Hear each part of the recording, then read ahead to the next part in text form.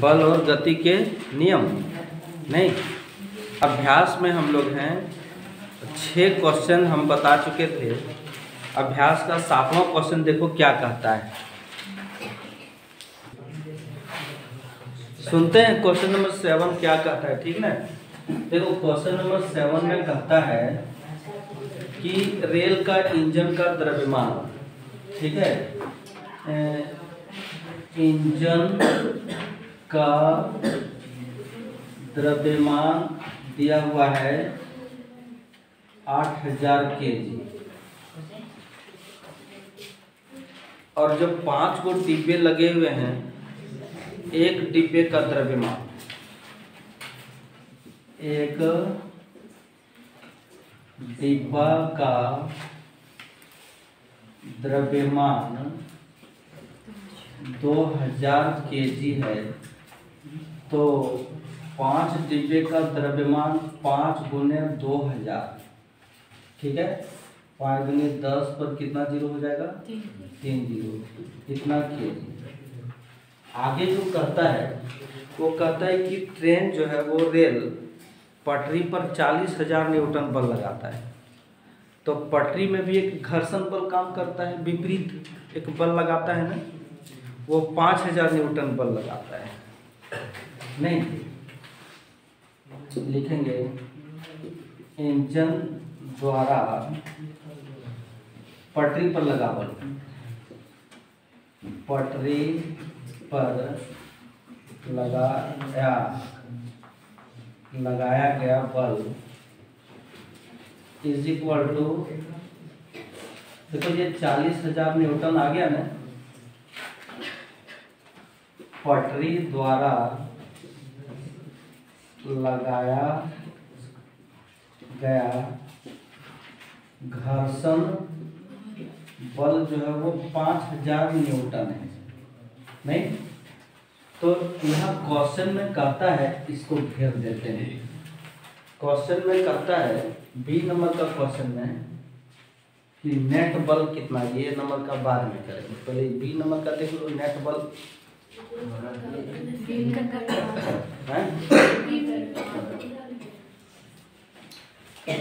और रेल का त्वरण कह रहा है ना। अच्छा तो ये नंबर का पहले करेंगे। ए नंबर में बोला गया ये नेट त्वरण बल, नेट त्वरण बल, नेट त्वरण बल F is equal to 40,000 minus 5,000 is equal to 35,000 newton, ठीक है। अब 35,000 न्यूटन अब लगा कि रेल का त्वरण ज्ञात कीजिए। नहीं रेल का द्रव्यमान कितना हो गया, लिखेंगे रेल का द्रव्यमान इज इक्वल टू 8,000 तो तुम्हारा इंजन का वेट है ना, और 5 गो बोगी ले करके कितना हो जाएगा, 10,000, सही लिखे है ना। तो 18,000 हो गया, तो 18,000 kg, ठीक है। रेल के द्वारा जो नेट बल लगाया गया है वो कितना लगाया गया, 35,000 न्यूटन। हमको त्वरण पूछ रहा है, ये पूछ रहा है ना, तो यहाँ से देखेंगे ना, F इज इक्वल टू जब है 35,000 तो MA इज इक्वल टू 35,000, ठीक। M हमारा कितना है, अभी अभी देखे थे, ये द्रव्यमान है M, ठीक है, 18,000। A इज इक्वल टू 35,000, ये 3 जीरो इधर से हटा दो, तो A इज इक्वल टू 35/18, ठीक है। अब इसको तुम 18 दूनी 36, तो कटने वाला तो है नहीं, कोई कटेगा नहीं, भागा ही देना पड़ेगा, उपाय नहीं। 35 18 का 18, 7 बचेगा, यहाँ 1 बचेगा, 10 दे दो, 18 9 162, 8 कुछ नहीं 0, 18 देखो 1.94 मीटर पर सेकेंड स्क्वायर में आना चाहिए हमारा ये आंसर।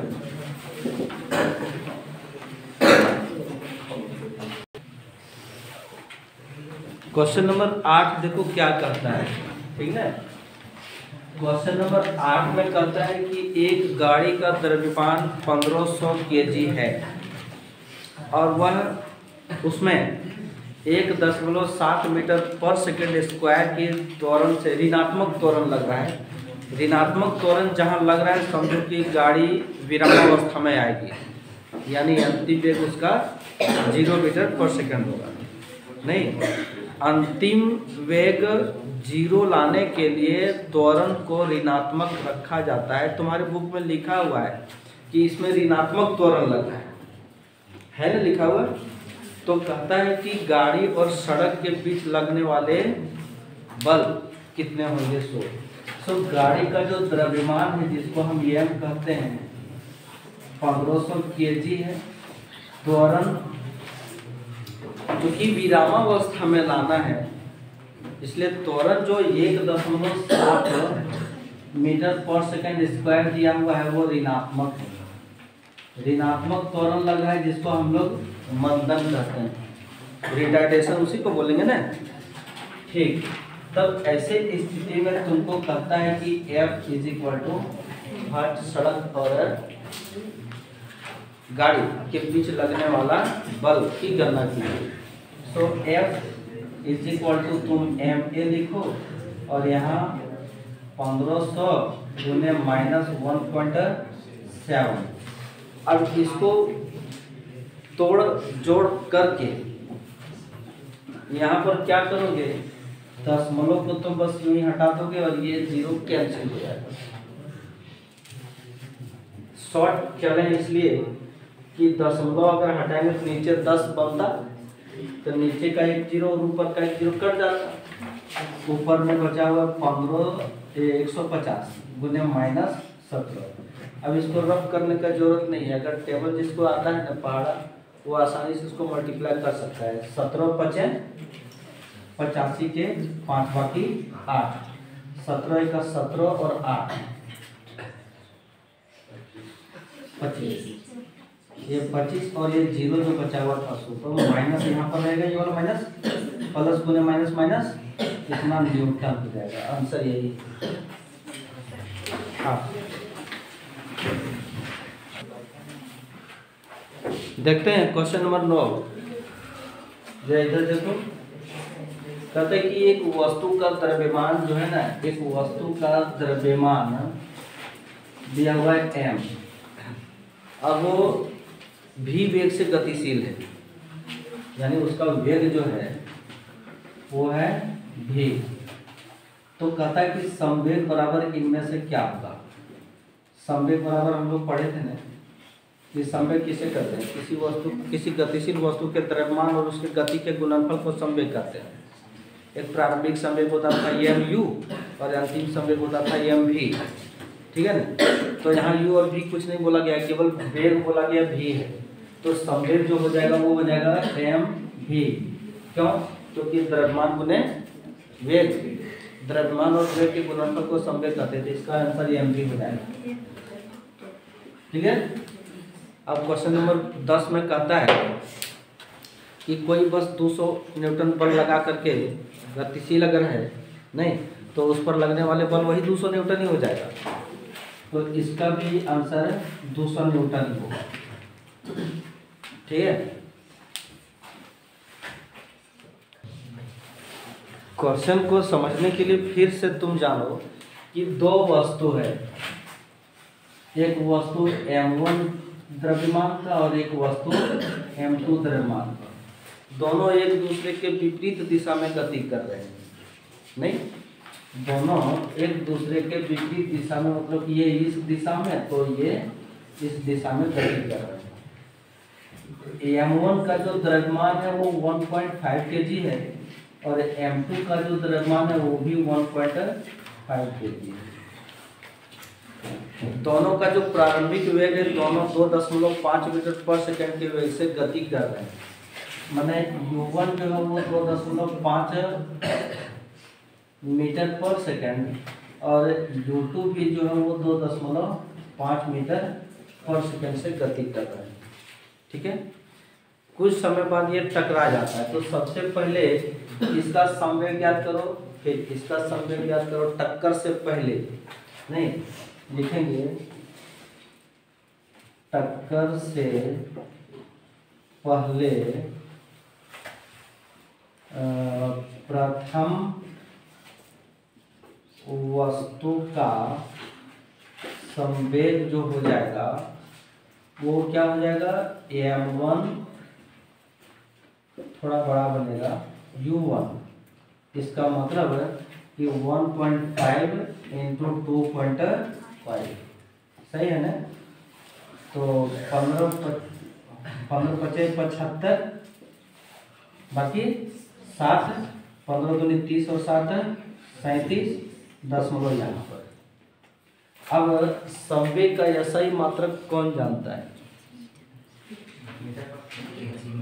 हाँ, तुम सही बोली, kg मीटर, ठीक है लिखना चाहिए, मीटर पर सेकंड। अब दूसरी वस्तु का, टक्कर से पहले दूसरे वस्तु का संवेग जो हो जाएगा वो क्या होगा कि m2 u2, m2 भी वही था और इसका u2 भी वही, सही है ना। तो इसको फिर हम 3.75 kg मीटर पर सेकंड करेंगे। क्योंकि संवेग संरक्षण सिद्धांत में हम लोग देखे थे कि दो वस्तुएं एक ही दिशा में गति कर रहे थे। जब दो वस्तुएं एक ही दिशा में गति कर रहे थे तो प्रारंभिक संवेग इस प्रकार आया था, प्लस में आया था ना। लेकिन यहाँ जब विपरीत दिशा में गति कर रहे हैं तो यहाँ पर माइनस हो जाएगा। ठीक है, एक दूसरे के विपरीत दिशा में। तो यहाँ पर लिखेंगे टक्कर से पहले दोनों वस्तुओं का संवेग m1 u1 minus m2 u2 is equal to 3.75 minus 3.75 is equal to 0 kg metre per second है। आगे बढ़ते हैं। अब जब टकरा गया दोनों तो दोनों वस्तु जुड़ गया। जब दोनों वस्तु जुड़ गया तो दोनों का वेग अलग अलग थोड़ी ना होगा। जब दोनों चिपक गया, ये दोनों वस्तु जब जा रहे थे एक दूसरे के विपरीत दिशा में और जाकर के ये लोग संबद्ध हो गए, एक साथ चिपक गए, तो दोनों का वेग अब अलग अलग होगा नहीं, अब वेग एक साथ रहेगा। ठीक है,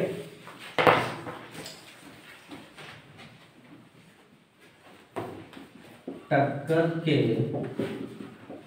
पश्चात दोनों जुड़ जाते हैं तो कुल द्रव्यमान जो हो जाएगा वो 1.5 प्लस 1.5 kg, प्रत्येक तत्व पे जोड़ गया तो 3 kg का हो जाएगा ना, 3 kg। और वेग जो हो जाएगा वो हो जाएगा v। ठीक है, तो संवेग संरक्षण सिद्धांत के अनुसार टक्कर, दोनों वस्तुओं का टक्कर से पहले का संवेग इज इक्वल टू टक्कर के बाद का संवेग।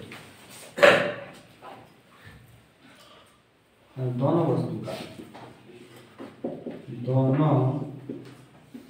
वस्तु का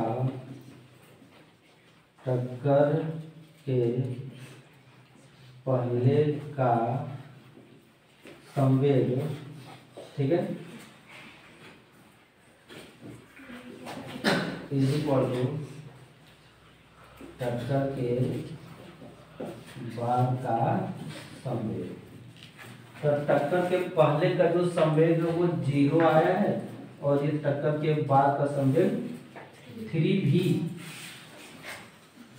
3 गुने वेग 3v होगा ना, तो v इज इक्वल टू 0/3, तो v is equal to 0 metre per second. ये मेरा कैलकुलेशन कहता है।